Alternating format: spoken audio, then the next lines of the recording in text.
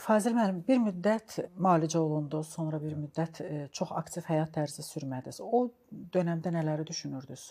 Maraqlı burasındadır ki, mən bir dirilən adamın düşüncələri adlı çox hesab edirəm ki, o indi qiyməti bəlkə o verilmədi falan, amma bir 10 il, 15 il o kitab çox belə axtarılan bir kitab olacaqdı.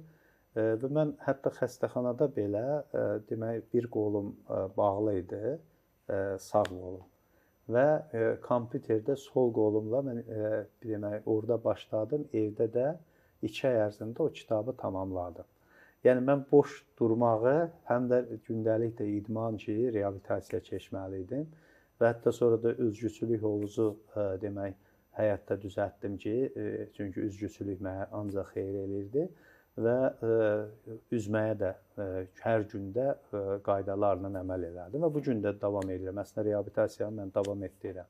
Deyək ki, mənim zəngin kitabxanam mənə kömək edir. Elə olur ki, oradan çıxmaq istəmirsən. Ora girəndə insan özünün cahilliyini və savadsızlığını hiss eləyir. Və görürsən ki, bu kitabların 80%-ni mən oxuya bilməmişəm. Və fikirləşirəm ki, təcili tez pensiya yaxşı hansısa gəlsəydi, mənim artıq deyək ki, vaxtdan gileylənməyə imkanım olmayacaq. Yəni burada mən özümə aid olan həyat şərtlərini tapmışam.